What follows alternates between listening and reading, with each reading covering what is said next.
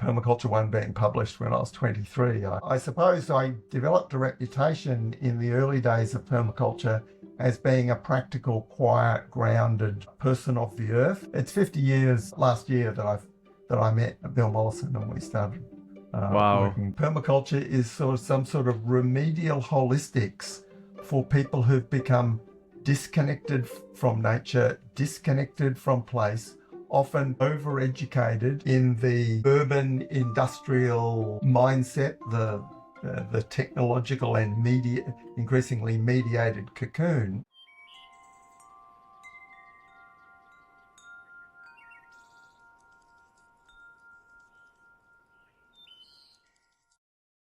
Hey, welcome to a new episode of the Food Forest podcast. And I wouldn't be sitting here if it weren't for David Holmgren, the co-founder of Permaculture, who's with us right now.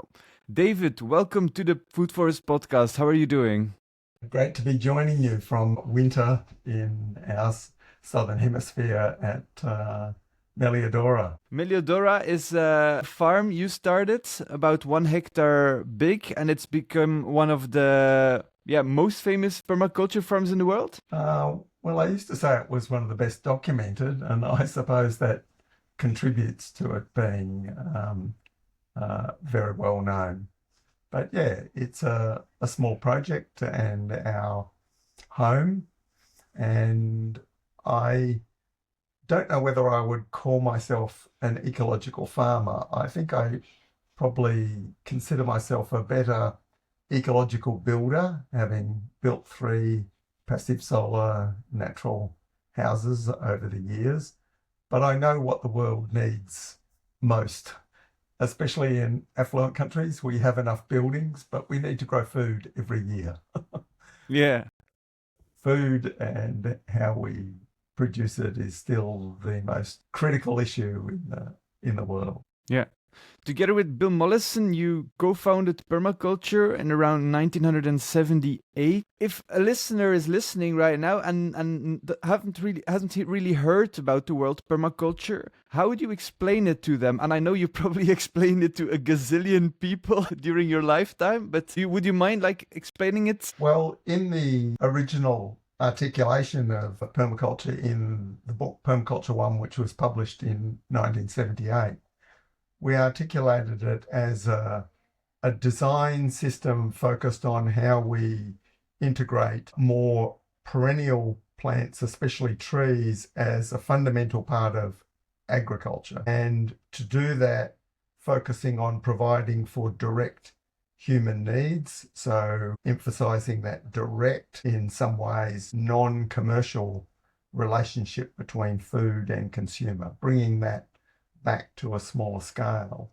But in the evolution of permaculture thinking and teaching and design and activism, it became clear that all of the other parts of the puzzle that made any sustainable future society, resting on that essential foundation of permaculture designed agriculture, that all of those other aspects of society needed to be redesigned as well.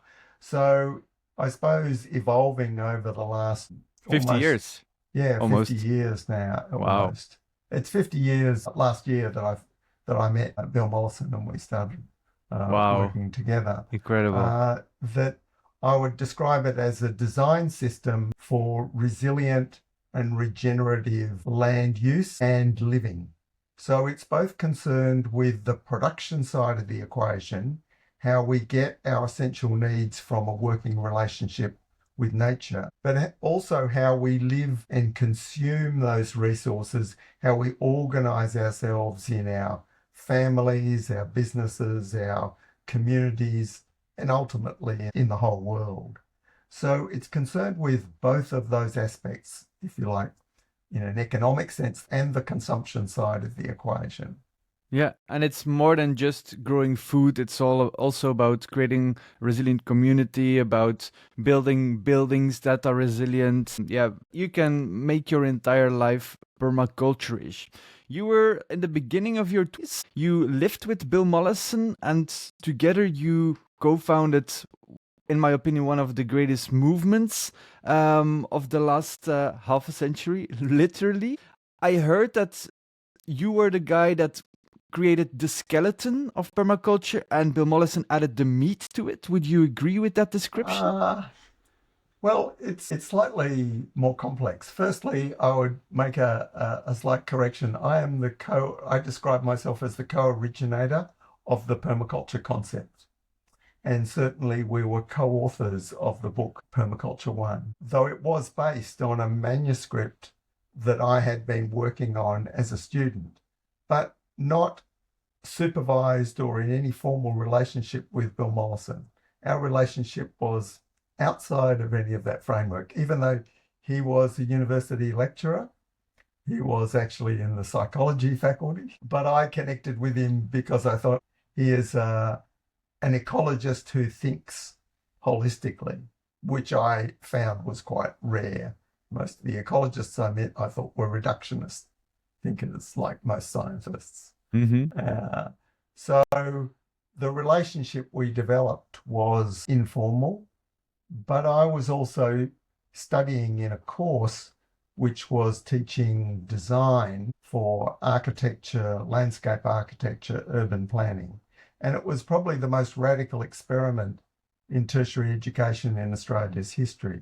And it allowed me an enormous freedom to do whatever I wanted. And that became increasingly, over 3 years, this immersion in this informal student-or relationship with Mollison. So he was definitely the senior person and with sort of huge knowledge, and I still regard him as genius. Very flawed person in terms of his projection and charisma and ego in the world, but he is the father of the permaculture movement. If it had been left to me, I wasn't the person to start movements. I was very skeptical about ideas to radically change the world, not because I didn't have radical ideas, but I was already a second generation from a family of radical political and social activists. So I had a much more nuanced sort of, if you like, skeptical understanding about how ideas become ideology and all of the problems that can happen with that. And of course, I was in my early teens when Permaculture 1 was published, and I was much more interested in grounding my ideas in practical doing things, whereas Mollison was ready for a larger stage than the University of Tasmania, where he was a lecturer and took permaculture to the world. So I think that is the way I would characterize that difference. But I suppose there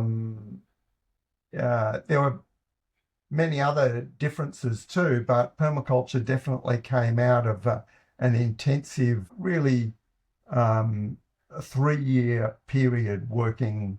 I suppose I developed a reputation in the early days of permaculture as being a practical, quiet, grounded person of the earth. But when Permaculture Principles and Pathways Beyond Sustainability was published in 2002, a lot of people got quite a shock to see how much I was an abstract conceptual thinker. And for me, the growing food, the living close to the earth was partly a discipline to keep the abstraction of the head floating away into the clouds. So you needed that anchor.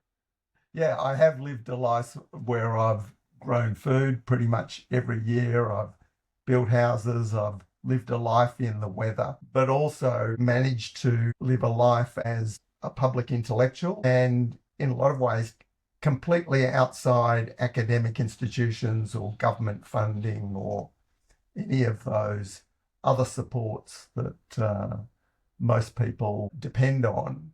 But the permaculture movement worldwide has been very obviously beneficial to me in bringing back some recognition. I was one of the people at the start. So obviously I've done many things along the way, and some of that reference is because of those things, but I owe a great debt to all the people around the world who have created permaculture as a movement, and all the examples and Yeah. different ways. So permaculture wouldn't exist without your intellectual work and you creating that manuscript. But if it weren't up to Bill Mollison, then it would maybe remain in smaller circles and it wouldn't have become this giant movement. So you really needed each other to make it the way that it became. It was also timing. It's important to ask the question, why was it that 15 mainstream publishers approached an unknown cantankerous academic from Tasmania and a completely unknown graduate student wanting to publish this manuscript? That was in 1977. What was going on in the world at that time? And so recognizing that permaculture, in that what I call the first wave of modern environmentalism, bracketed between the oil crisis of 1973 and 79, there was this huge interest in organic agriculture, in intentional communities, in natural building, in many of the sort of ideas that we would associate to some degree with permaculture. And so that timing was very important. Certainly in Australia and in the Anglo-American world, if permaculture had attempted to be launched in the early 80s, maybe 85, probably would have sunk like a lead balloon, because it was already, we were into what I call the Thatcherite, Reaganite neoliberal revolution. And all of those ideas from that first wave of modern environmental thinking had been discarded and pushed aside. Obviously, there were people continuing to work on those things, but what happened was there was a second huge boost to permaculture in the late 80s, and that coincided with Mollison publishing his encyclopedic designer's manual in 1988, which again was fortunate for that second wave that we really associate with the formation of the international climate science and policy, and leading to the Rio Earth Summit in 1992. So I see there's been these waves of interest in what we could broadly call sustainable or regenerative solutions. And they've often been bracketed with stronger environmental movement resisting bad things happening in the world. And that these things have come and gone in these sort of pulsing waves. Yeah, and if you would look at the history of permaculture, it started with the book Permaculture 1. You're talking about the designer's manual, you have Permaculture 2, you have a lot of other books. What are like the biggest differences of these, I would call them Bibles, for the movement and the way it influenced the world? Well, I think Mollison produced Permaculture 2 1 year after, and it was really just giving more examples in different types of environments than what we focused on in Permaculture 1, which was focused on cool temperate climates, not so different from Western Europe, actually, in Tasmania. And then in Permaculture 2, he sort of enlarged with ideas relative to arid environments. And then the designer's manual really reflected his travels around the world in the first half of the 80s, and especially in tropical and subtropical environments. So in that book, there was a huge scope and amazing documentation of design ideas by his close colleague who worked with him in those years, Andrew Jeeves. And a lot of that book is sort of owes its incredible qualities to that graphic design work. It's very comprehensible. Yeah. And then with really the introduction to permaculture, which was published in 1990, that really distilled elements out of Permaculture 1, Permaculture 2, the designer's manual, and the first 10 years of Mollison teaching permaculture design courses, because the mechanism that really spread permaculture around the world more than the books was the permaculture design course in its various forms, but especially in intensive 2-week residential format. And then, through that process, many other permaculture designers and teachers started to contribute to that process in North America, in Europe, in Latin America, in other places. And of course, in Europe, Declan and Margaret Kennedy, architects from Berlin, who did one of the first design courses with Mollison, Declan Kennedy was responsible for teaching some of the first permaculture design courses, I think in about 6 different European countries. So there was this seeding of the ideas in different places. And in my own lineage, I was much more focused on home territory here in Australia and the area where we live here in central Victoria. And certainly I mentioned before that I did a 6-month teaching and study tour in Europe in 1994. And that gave me a sense of how permaculture had connected with kindred movements and ideas like the Global Eco-Village Network and community gardens and city farms and, of course, organic and biodynamic agriculture and, other ideas. But it wasn't till the publication of Principles and Pathways Beyond Sustainability that a lot of people saw how permaculture design principles were something that applied to every aspect of society, because it was taking that out of the just applied gardening agricultural framework, which all permaculture teaching it always says, yes, these things apply elsewhere, but the framing was almost always in relation to gardening and farming. Yeah. And now even companies are using permaculture principles to create their company culture. Yeah, so many different aspects. Is that how you envisioned it? That would sip through to companies, to governments, to all different parts of society? Well, I suppose like a lot of environmental thinkers of those years during the oil crises, many of us expected the environmental crisis to create much more savage limits to affluent industrial society much sooner than it has. And so we certainly thought that ideas like permaculture would be thrust into this void as the economic processes of growth and that had been sort of more or less successful since the end of the Second World War would actually radically impact affluent societies. But in fact, those costs have been exported to the 2/3 world and deferred to the future even more than we imagined was possible. And so in that sense, ideas like permaculture have remained at the margins of discourse, but because of, even before the internet, the development of network communication, that ironically, permaculture, even though it is ideologically localist rather than globalist, its spread around the world has been globalist and network rather than geographic, so that it's hard to find any communities that have adopted permaculture either in practice or in ideology where that has created that local economy and community beyond maybe a few eco-villages. Yeah.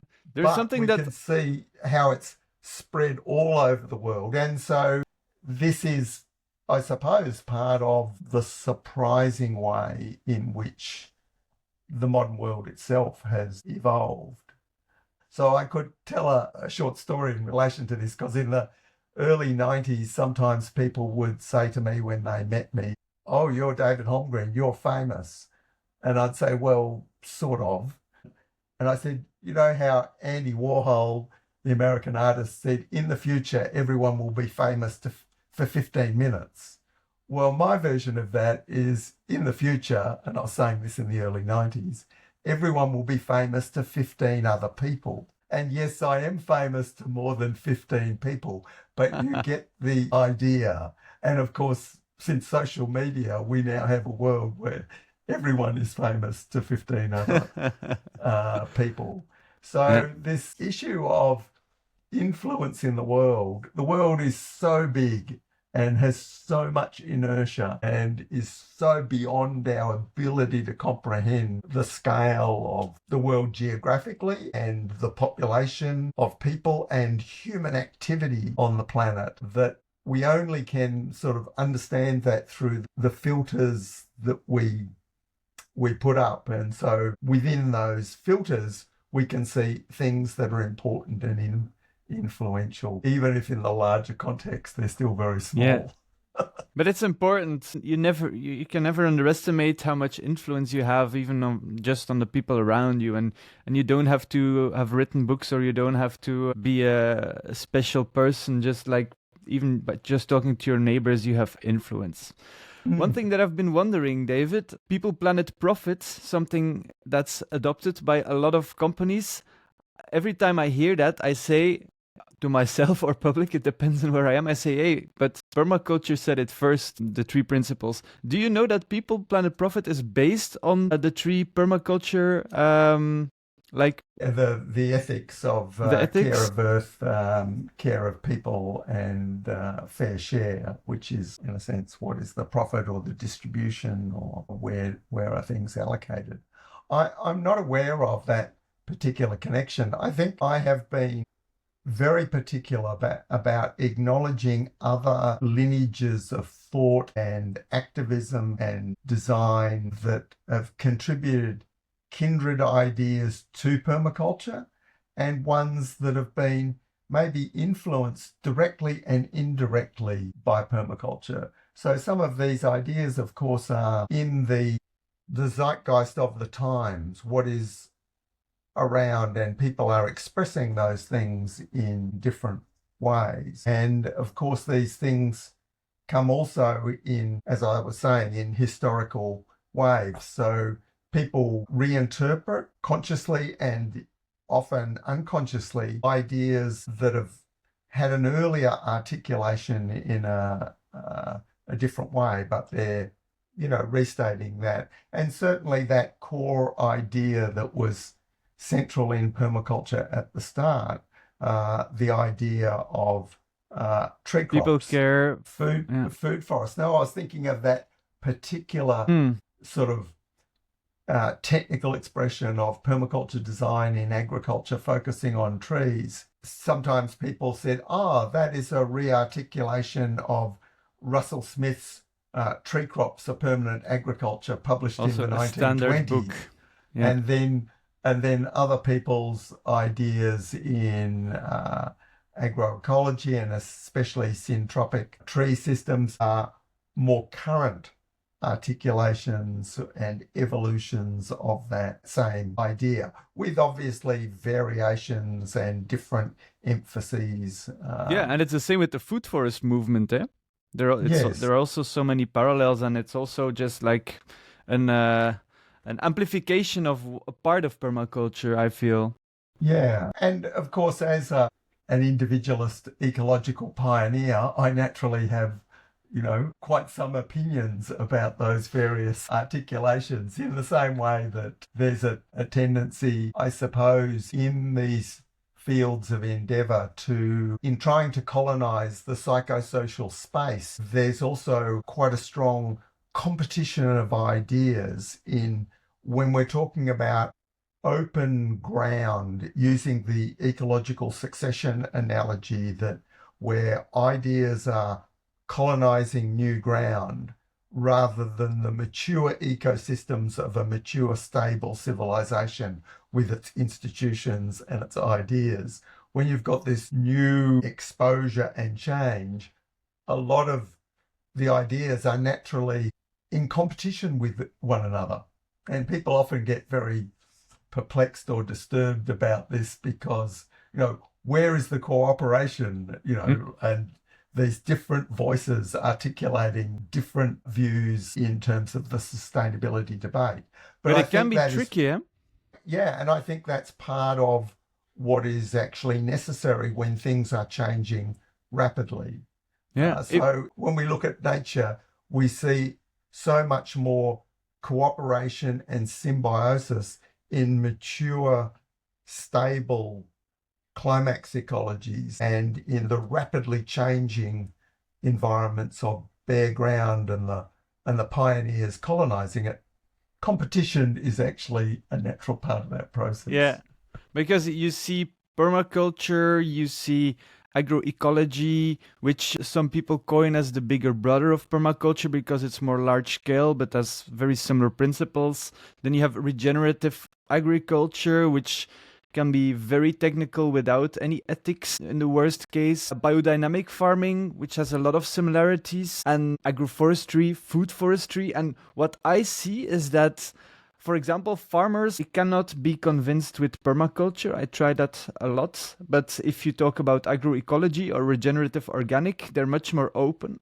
The same with food forests. So yeah, I run the Food Forest Institute. So we are very focused on the perennial side of permaculture, let's say. But I do know that if we would host a permaculture design course, that a lot of people would not come.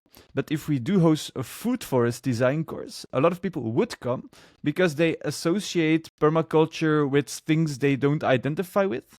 But food forest for them is like a more neutral term. And I find it super interesting, sociologically seen, how you have different versions of very similar things. Yeah. Like resonate with different identities of people around the world. I'm curious how you see that. Yes, well, these things change. There is obviously an element of eco-fashion in these things. And for young people, especially there's the attraction of novelty, a new idea that's never been tried before.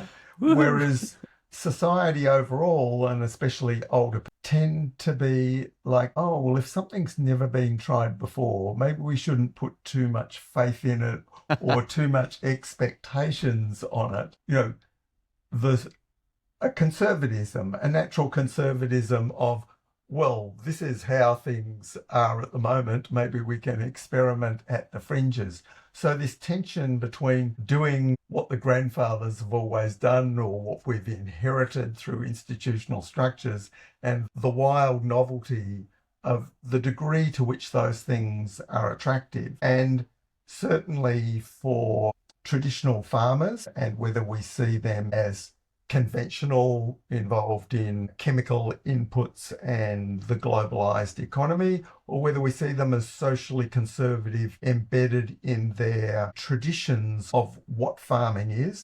Those groups have often reacted to permaculture as, oh no, that's too radical or challenging, whereas that idea for young people of something which is different and new is, attractive. And so there's an element of that in relation to that refocus on something like food forests. But there's also one of the downsides of permaculture becoming a theory of everything is that abstraction that, oh, this is very big, and is this a complete change of mindset? Whereas if people sometimes have a particular focus on some technical thing that they're interested in, then they don't have to redesign the rest of their life, or at least to start with, to say, exactly, oh, let's start with this. That's what I'm interested in doing. So in a permaculture strategy sense, this is the zoning idea of start at the back doorstep, start with something manageable, start with something you can digest and come to grips with. But inevitably, when that is a more holistic journey, that experience then reflects back on what else needs to change for that. And then they can little by little find their way through the permaculture world. Talking about novelty, when you started permaculture 50 years ago, half a century ago, didn't a lot of people around you also said, well, this is nothing new. It has been around for so many years, because sometimes I meet permaculturists who have a permaculture homestead and they say, permaculture? I never heard of it. But suddenly they call it permaculture, and now they think it's cool, but I've been doing this forever. How do you deal with that? Yes, well, over the years, meeting especially more traditional rural folk connected to land and still operating at least partially in the non-monetary household economy of self-provision, doing things for oneself outside of the larger monetary economy, not 100%, but as all our ancestors did most things there, and their money was for the extra things, the more complex things. People went like that, you explain permaculture, sometimes they would say, isn't that just common sense? And I would say, well, to some degree, but it's no longer common. Mm-hmm. It's forgotten And so sense. in that sense, permaculture is sort of some sort of remedial holistics for people who've become disconnected from nature, disconnected from place, often overeducated in the urban industrial mindset, the technological and increasingly mediated cocoon. And how do people break out of that enough to reconnect with their sources of sustenance and that journey? And so that is what has been attractive for many people. But I think permaculture also has been an agent of introducing foreign ideas into traditional evolved cultures of place, where circumstances have changed, where there's opportunities to learn from other people on the other side of the planet about how they do things. So that, for example, there's many technologies, if we want to call them that, whether it's a way of growing things or harvesting water, for example. In Australia, if you said, look, permaculture is about collecting water off roofs and in dams, people would laugh and say, what do you mean? All rural people do that. Yeah. But in taking permaculture to many other countries, people say, oh, can you drink the water collected from the roof? Mm-hmm. How do these earth dams work? Do you have to line them with plastic or some special clay? Because it's actually a foreign idea, because often in those environments, like in a lot of Europe, reliable, high-quality groundwater and permanently flowing streams and springs have been traditional sources of water. So these more different ways of harvesting water that come from harsher environments, like in Australia, are a novel Which idea. we now need because of the prolonged droughts. Yeah, and also, many other factors of contamination of groundwaters and all sorts of different things. And similarly, if you speak to an older person in southern Italy, that permaculture was about growing trees and vegetables together with small livestock. We have done this for ages. What do you mean? We've always done this. But for a lot of people, especially in the Anglo-American world, the long industrialized places, this idea of vegetables are grown in something approaching a market garden, huge long rows, producing sometimes one or two crops to be taken to a central market, is now so old. It's been around for so long that people then have taken that idea and it comes back and recolonizes the kitchen garden. So therefore that ideas of a mixture of things and different ways of doing things that are natural to peasant peoples in many places need to be reintroduced, because people have already had their traditions colonized by the industrial mindset. And of course this in many ways started in the Anglo world with the very early phases of people being disconnected from their sources of sustenance. You said that you're the second generation of activists and that you were a bit skeptical and even afraid of it becoming an ideology. Do you have the feeling that your fear has become reality in some cases, that permaculture sometimes has become dogmatic, or the cult in permaculture sometimes gets too big? Yes, I think I see some examples of that, and over the years I have always kicked the permaculture sacred trees rather than cows whenever I see them establishing. But I suppose overall I think permaculture has grown and evolved and absorbed ideas from outside, so it has not become so subject to those processes.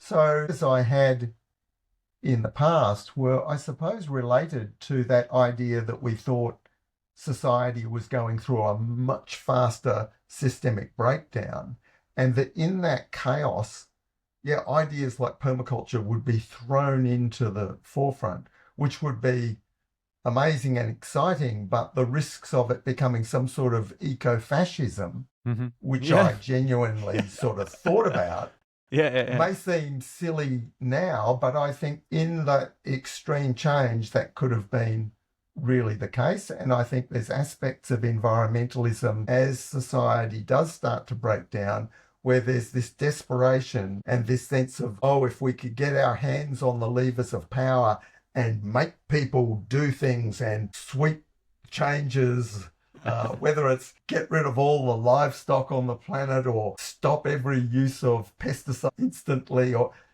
that these things would create their own disasters out of trying to be done out of an ideological framework that doesn't consider context. And I think that is very strong in permaculture, the idea of context. And so the joke on permaculture design courses is the answer to every question is, it depends. Yes, I heard that before. On context. That's a famous one indeed. And how would you help beginning permaculturists? I'm going to quickly share my own story. So I was 18 years old. I was in Mexico, and maybe, I don't know, I was born in 1994, the year you may have passed Belgium. So I don't know if you spread the energy to me as a little baby, who knows? But when I was 18 years old, I was in Mexico. I was on this homestead of a young couple who has fled from the city and started their own permaculture homestead. I'd never heard about the word permaculture before. And for me, it was like everything became clear. A lot of puzzle pieces fell together. I was looking for freedom as an 18-year-old, still naive, I probably still am. But back then I was like, okay, I want to make the rest of my life about this. Kept on traveling a lot, visited a lot of places, experimented in different places where I lived across the world. And then when I came back to Belgium, I was like, all right, I've learned so much. I've done a lot of self-study. I read all the Bibles and other books. I met so many amazing people. And now I really want to do something with permaculture and use it to change the world. That was my goal back then. It still is, of course. But back then even more militant, let's say. And then everywhere where I knocked doors and talked to professors or to like big people in the agriculture game, they were all laughing with me. They were all saying, yeah, but permaculture, it's total bullshit. It can never feed the world. It's ideologic. It's for hippies. It's for people smoking joints around the campfire and spreading cardboard everywhere. And I was so disappointed. I was like, oh my God, I've learned so much, so many beautiful examples. And now I go to the real world. Like, what should I do? And I meet a lot of people who actually had similar experiences or are having those experiences right now. What would you, as the godfather of permaculture, say to these people?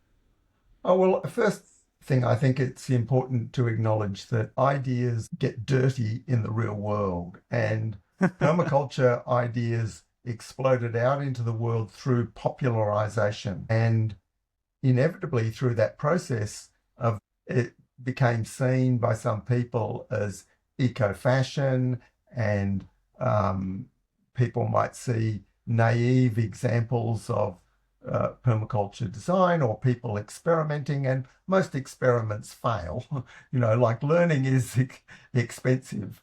And so but that doesn't mean because people saw one example of something that means that idea is flawed. But new ideas in the world people can become inoculated against very sound ideas by seeing an unsuccessful or too early an application of the ideas. And that permaculture, to some extent, has suffered from that process of developing that or that attitude.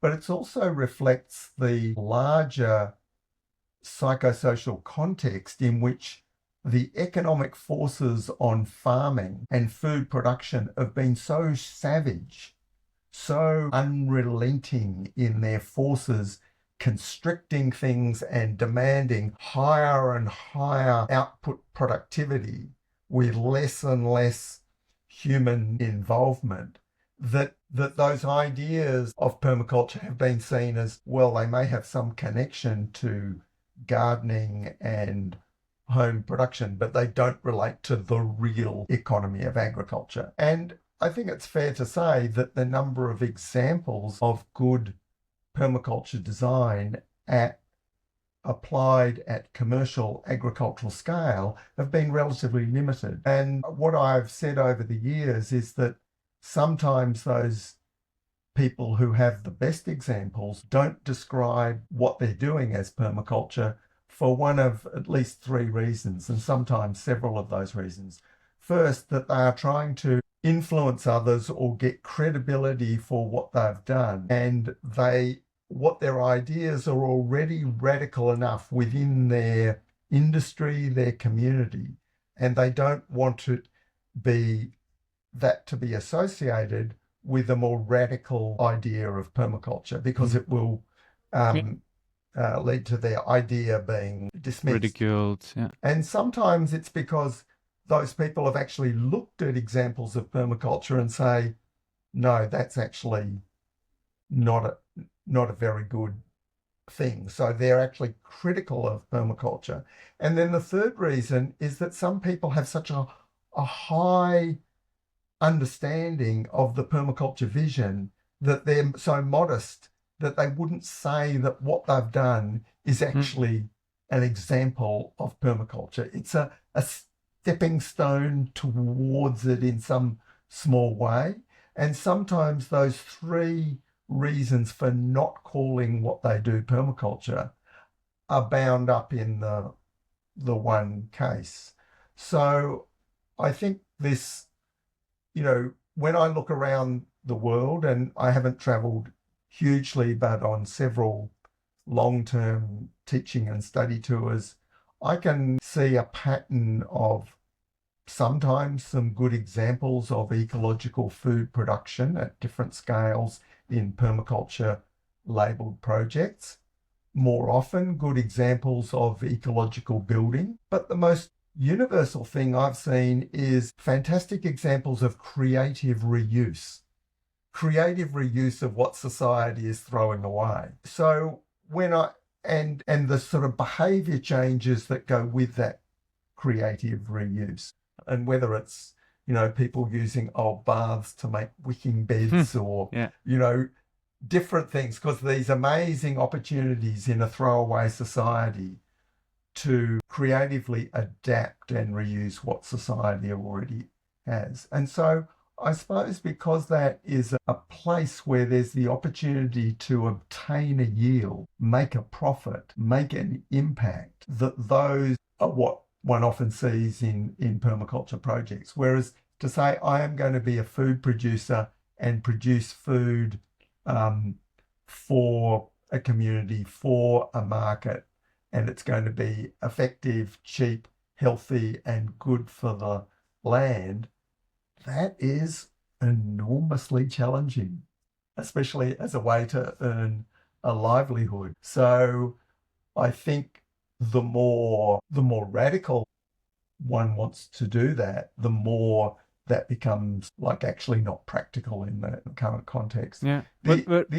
The other thing I would say is, of course, there's a big difference in different parts of the world. Like if you look at school gardens, permaculture designed school gardens in East Africa, in many African countries, people grow food in those gardens that feed the children in the school, that send vegetables back home to families that don't have gardens, and make money for buying things that the school doesn't have. Whereas if you look at school gardens in affluent first world countries, there might be some nice mix of wildflowers and few self-sown vegetables and everything, and they're a way of reconnecting children to nature. But you look at them as a production system and you say there's not much being produced, and maybe there was a whole lot of funding and it was designed as a permaculture garden, and you could be ruthless and say this is just a Fantasy.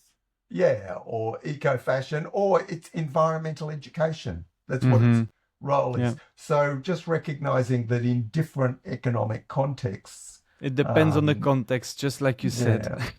Yeah.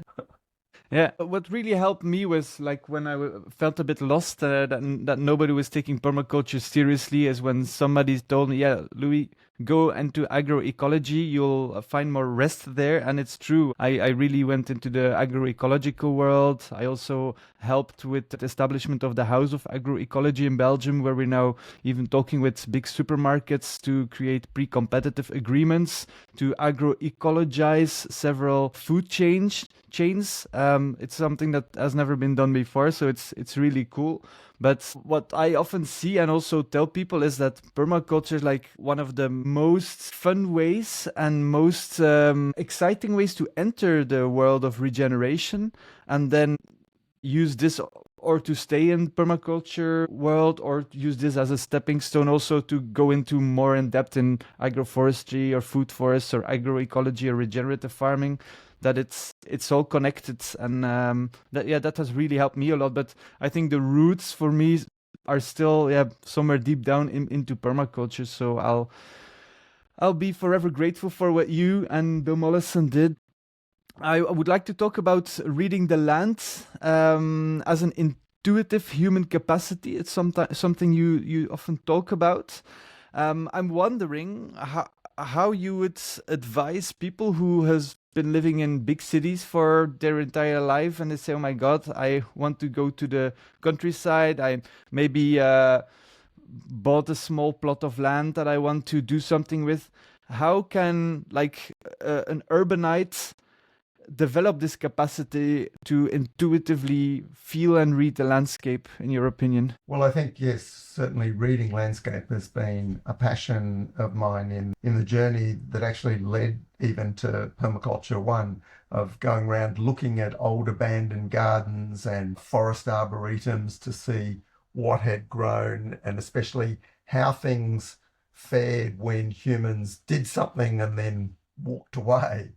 To see what nature did. But certainly understanding the wider landscape, understanding the differences of geology and hydrology and why things are growing in different places, understanding the underlying potential of land is something that was essential in my work as a permaculture designer, and having to try and understand those things when there's a very limited formal databases of information, especially in Australia, compared with somewhere more densely settled like Belgium. And I suppose that's also been part of a journey where the curiosity of just spending time in nature, not necessarily completely detached and not doing anything, just a detached observer, but also not working in some way where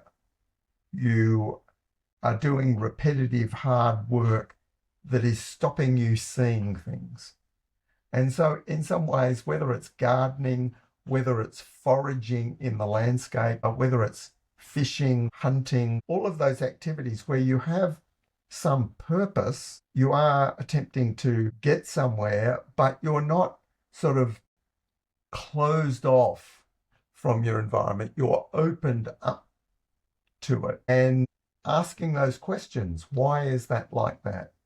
And not necessarily coming up with the answers. So to reinvigorate this innate capacity that we all have, and for different people, it comes in different ways. For me, as someone who was a plant person, it came a lot through identifying the plants in the landscape and even just being able to put a name on them, apart from them being able to go off to reference books and other secondary sources. Somehow when you put a name on something, you start to see it in the landscape. And then it's growing in those wet areas, but not so much up on the drier ground, or these flow of observations starts to increase. And I think it's important also not to expect to get exact answers to design questions. It's more of an openness, and also stepping back from a judgment about what's right or wrong in the landscape, because I think that blocks it. So if people are more interested in that journey, the documentary film by colleague Dan Palmer, Reading Landscape with David Holmgren, is, I think, has inspired quite a lot of people that they can go on this journey too, and that they don't need to only know something because someone has opened their head and poured pre-formed knowledge into their heads. Yeah. So it's I'm gonna put the link in the show notes of this podcast episode. So it's a video that people can rent it online. It's actually available, free access. There's just signing up for the access to it. Yeah. Oh, fantastic. So then we're going to add the link that people can just go ahead and read the landscape with you. Fantastic. Yeah. How easy is that? You didn't only coin the term permaculture, but it also said that you coined or co-coined the term energy descent. Is that true? Yes, I was one of the first articulators of the concept that a world where the net energy available to support humanity would be the biggest single driver in determining the structure of the future, and that was one of less and less energy progressively over many generations. So it's also something short of the idea of precipitous collapse, the end of the world type of idea, to something more akin to what we have very well documented with the decline of the Roman Empire, that all of the complexities of a large empire and the overreach of a super city state at its centre became more and more dysfunctional, and gradually over time people discarded being part of that system as it became more of a burden than a benefit. Yeah, so energy descent, it's more than just peak oil. It is really more about, is it preparing for a collapse? Well, there's like collapsologists, or not really?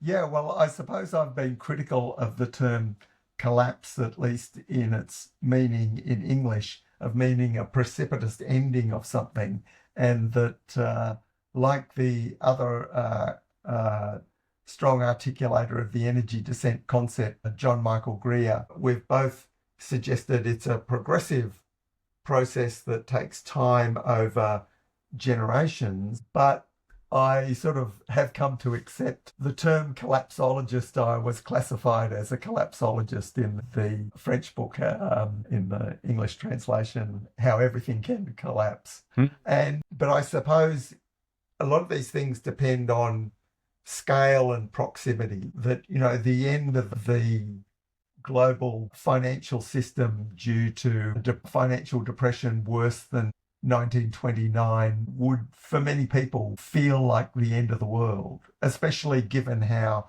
dependent the world has become on a financialized basis, much greater than its dependency in the 19s. But of course, that would just be in the larger energy descent concept, a crisis, which is like a mini collapse that then leads to some new steady state that could emerge in the world for maybe decades.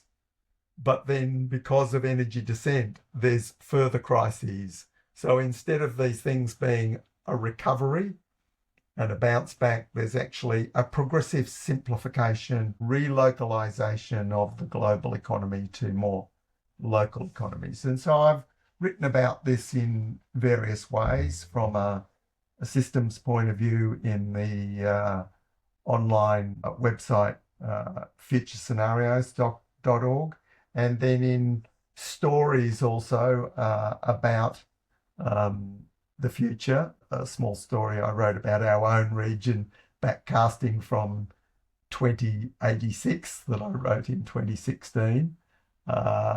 And also as a publisher, we've published books by other authors like permaculture writer Linda Woodrow, her book 470, which is an energy descent story with a strong focus on the climate aspects of that energy descent.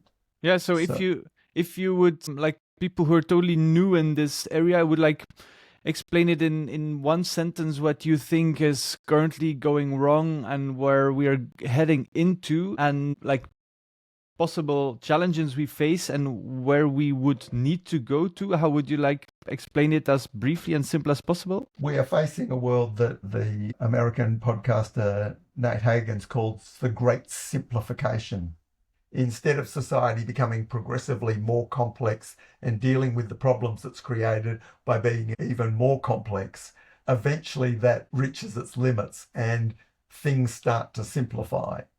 It doesn't mean to say the problems go away, but the adaptation to those problems becomes, how do we work out how not to do something, rather than how do we do more and more things faster and faster. So doing less. And of course, the idea of doing less has been there for a long time in the modern world through movements like voluntary simplicity, from a sort of an ethical and a spiritual point of view. But increasingly in the future, we see those things just being a matter of necessity. So a simple example would be some of the drivers behind my retro suburbia ideas, that instead of households becoming fewer people in larger, more sophisticated houses using all sorts of other facilities because they're away from home all the time, paying off the debts of those, the adaptive strategy is for more people to live together.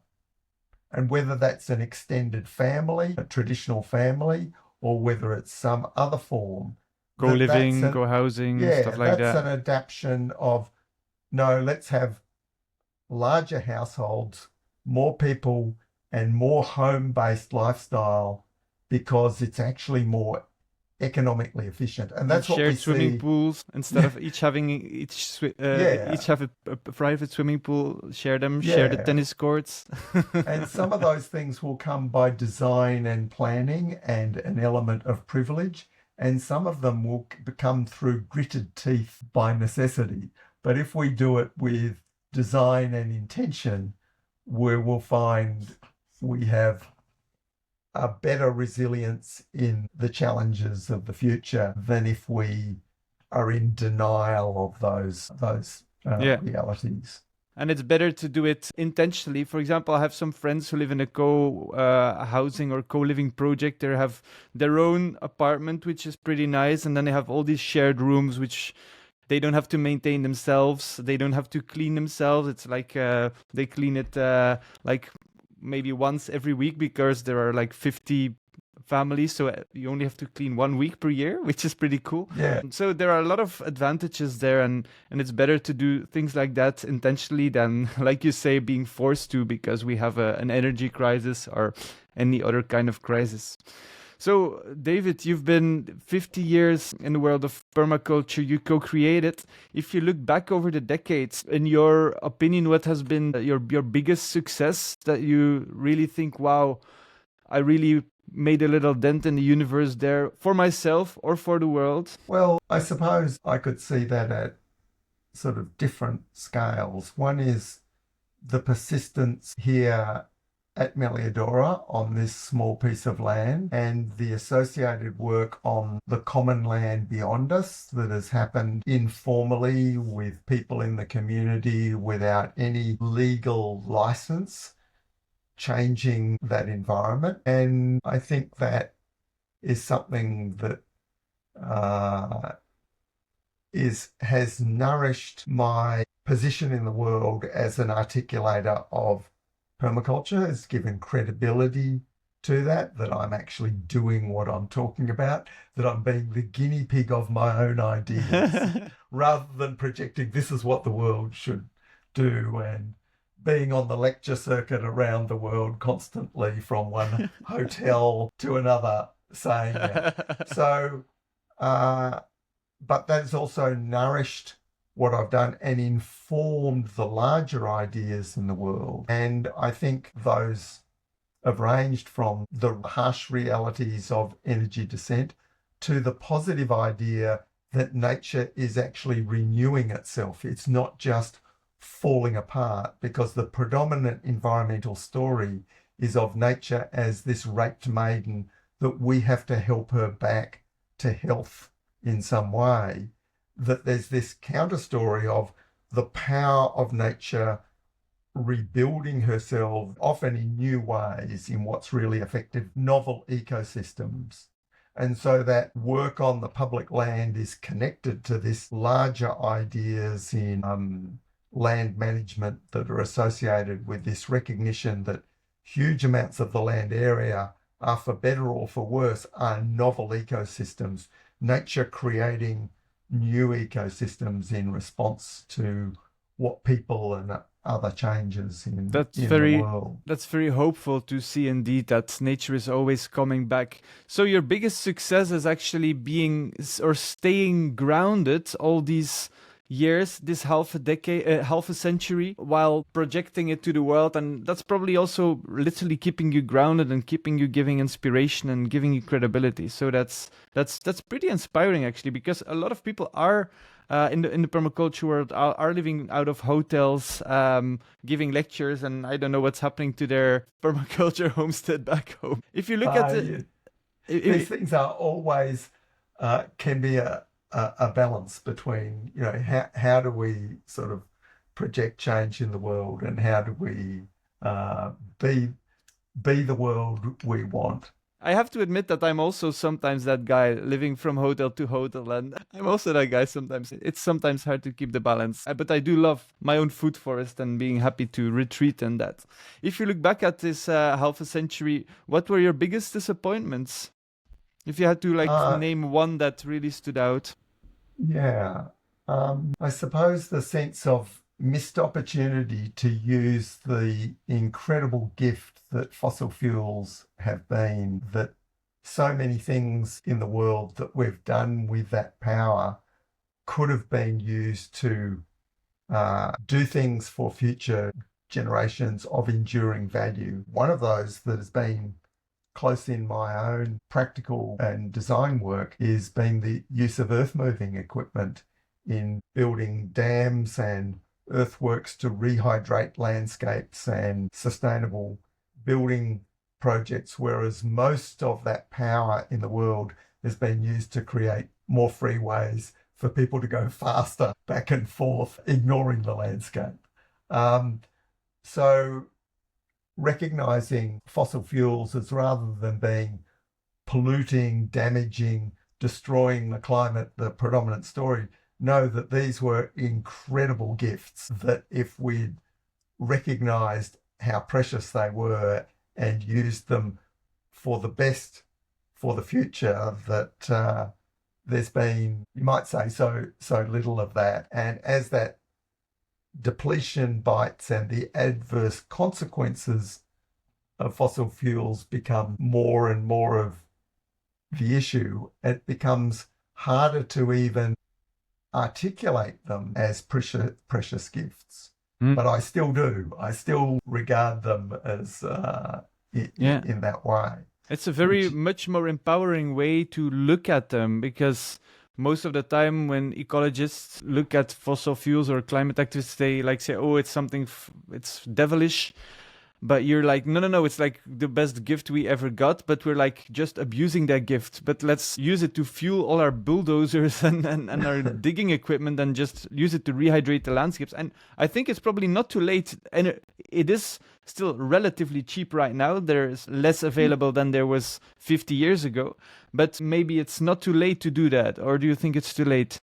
I think also the evidence of the permaculture principle of small and slow solutions, that so many of these interventions in landscape, even at the scale of human labour, that have rehydrated whole landscapes, of working with what we have and incrementally learning from that process. So I am very sceptical about things driven from the top at the corporate, global, government level that latch onto something, because I've written quite extensively about how real solutions at the technological level, at the biological level, and even at the behavioural and human organisational level somehow get turned back into the same old problems when captured by industrial global capitalism. And so that suggests a more radical, grounded, bottom-up approach to things is necessary. My latest series of essays, Permaculture, Weathering 50 Years of Climate Change, takes the climate and weather story as a lens to look at the last 50 years of permaculture. So that is a window into my thinking over those 50 years and how that has changed, especially around this predominant story that is now driving environmental thinking and industrial development, that increasingly I am critical of that story or the way it's being applied, and to say how the simple focus on things which are a proven benefit at the local scale, and that gradually out from those things we gain the benefits, and in the right circumstances viral replication of those solutions can actually still make a huge impact on the world when the conditions are right. Viral replication. If you look back the last 50 years, you can reflect on everything that happened. If you look forward to the next 50 years and maybe to viral replication, where do you think that in 50 years we will stand if we make the right decisions, in your view? It's very hard to say, but I think the possibilities of greater differences from one place to another because of the particular circumstances and the weakening of globalization forces could mean there's actually very different outcomes in different places. And that could range from the benign to the horrific. But I think there is huge uncertainties in the world when we look forward, and we have to accept that a lot of our understandings about what processes are at work, what reality is, what are the mechanisms behind that reality, we have to accept we're moving into a world of completely different explanations of why the world is like it is. And so therefore we have to be comfortable with that radical uncertainty and difference of opinions and difference of action, and we have to learn to work with people who have completely different understandings of what even reality is, and not be so arrogant that we know what reality is. Permaculture is the only way. Well, it's not just in the solution sense of what we should be doing, but it's what is even true. And that idea of post-truth world is not unprecedented. In the decline of Rome, there were many, when Rome was a city of 2 million people and all sorts of disasters beholding it, many different groups knew that the system was broken. And they all had their different explanations. Some said we're not worshipping the old gods like we used to. Some said we're not self-sufficient in food like we used to be. There were many, many different groups. Most of those groups have disappeared in history. The Christians turned out to be one of the significant groups, but recognizing that at times of eruptive change, how people grasp for explanations of why the world is like it is, and then what to do about it. The place where we can come to commonalities on that is at the local scale. And I think that's important in local communities for people not to be so antagonistic to people who seem to have a completely different understanding of Really what's love your happening. nuanced answer, David. I thought, where do you see the world in 50 years? You would describe like a perfect world with all permaculture villages and everything going on. But you're like, no, no, no. We're just going to live in a radical world with radical differences. And the way to world peace is actually trying to work together with people with different visions and try to find commonalities in simple things that we can all relate to. For example, food or soil, stuff like that. So yeah, Exactly. I love it, and it really reflects on you living with your feet on the ground, working with your hands in the ground. That your answer comes from a great depth and groundedness. So yeah, thank you for that, David. It's very inspiring, and also I think we'll put us permaculturists, put the listeners, put food foresters with their feet on the ground. Yep. Before Very we wrap good. up this podcast, David, if I would give you a magic wand and you could do anything with that magic wand, what would you do with it? No, I'm cautious about magic wands. I would bury it. Because I think the wisdom to recognize we do have amazing power already if we choose to act with the power we have, that we are not constrained by the lack of power, the lack of the magic wand. So I see that, I suppose, if I would do something with that wand, would give people the confidence to be, as I said, the guinea pigs of their own experiments and to put their heart and soul into things, but also be prepared to change and learn through the successes and failures of that journey, and to do that while being open to what is happening in society, to not be ruled by what are the norms or what are the expectations or what are the truths that are crowding around us and forcing us into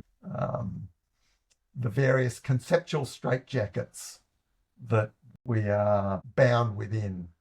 Wow. So recognizing we do have that power to act and joyfully experiment and be the guinea pigs of our own experiments. What a beautiful and empowering message to our listener. Yeah, it is true. If you put your heart and soul into something, you can get attached to it, and it makes you afraid to fail because your heart will be crushed. But if you say, okay, for example, I got a piece of land, building land that I could use to start a food forest, and I know one day they will like bulldozer everything to death and build a house or apartment building on it. So if you approach projects or like things like that, say, okay, I'm gonna go all in, and know that one day it might fail or might end, then it gives you so much energy and hope at the same time. And also, because you know that it's okay to fail, it gives you a kind of inner peace. So I'm super happy that you emphasize this, David, and share this with every one of us.